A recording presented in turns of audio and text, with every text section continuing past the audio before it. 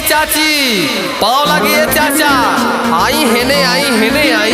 हाई देखी, आपके गांव से ग्राम प्रधान पद की प्रत्याशी मजीसा से संगीता प्रजापति पत्नी दिनेश प्रजापति जी आई बाणी।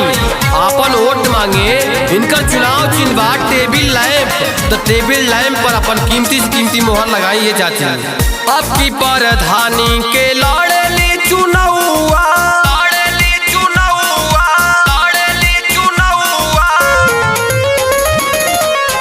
अब की प्रधानी के लड़ेली चुनावा, दे दिया अपन आशीर्वाद। वोट मांगे बिटिया तोहार ए चाची हो, वोट मांगे बिटिया तोहार। संगीता प्रजापति के गोहार ए माई हो, वोट मांगे बिटिया तोहार। जी हाँ दोस्तों, याद रखें, हम सभी गरीबों का चुनाव निशान है टेबिल लैंप। चाचा चाची भैया बहनी का चुनाव निशान है टेबिल लैंप। दादा दादी का चुनाव निशान है टेबिल लैंप। भैया भौजी का चुनाव निशान है टेबिल लैंप।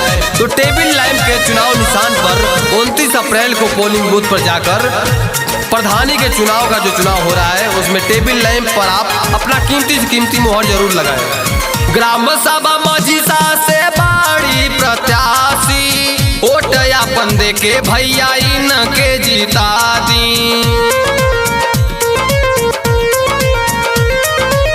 हाथ जोड़ी मांगता नीरवा सबसे वोट हो, इनके जीतैया भैया करी हो सपोर्ट हो।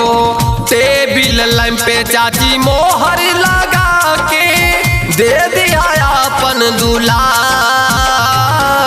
चुनाव चिन्ह टेबिल लैंप पर चाची हो, मरिहा मोहर अब की बार।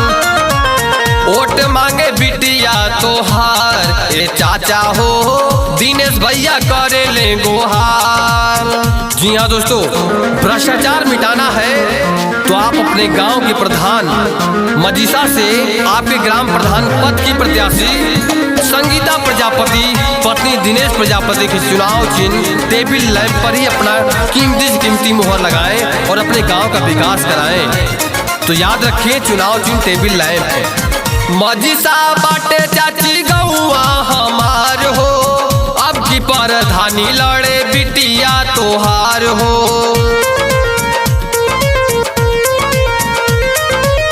दिनेश प्रजापति अइले तोहरे दुआर हो, अर्जी करीले अर्जी कइली स्वीकार हो।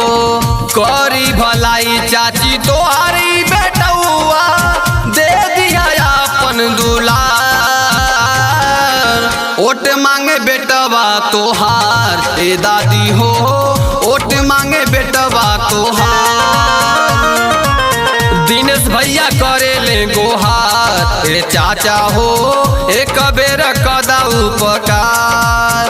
ए चाचा ए चाची, चुनाव चिन्ह लैंप के मत भूलिए। ए चाची, चुनाव चिन्ह लैंप संगीता प्रजापति के चुनाव निशान बा, दिनेश प्रजापति के चुनाव निशान बा।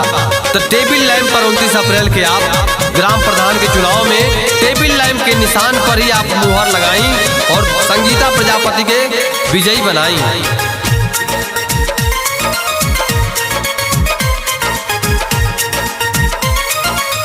जीतले के बाद पूरा गांव चमकई है, हर एक गरीब के विकास ही तो करी है। हम नहीं गैर हम हई परिवार हो, मांगतनी वोट अपन हथवा पसार हो।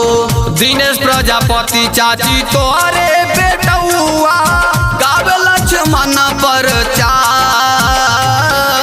वोट मांगे भाई तोहार ए बहिन हो, वोट मांगे भाई तोहार।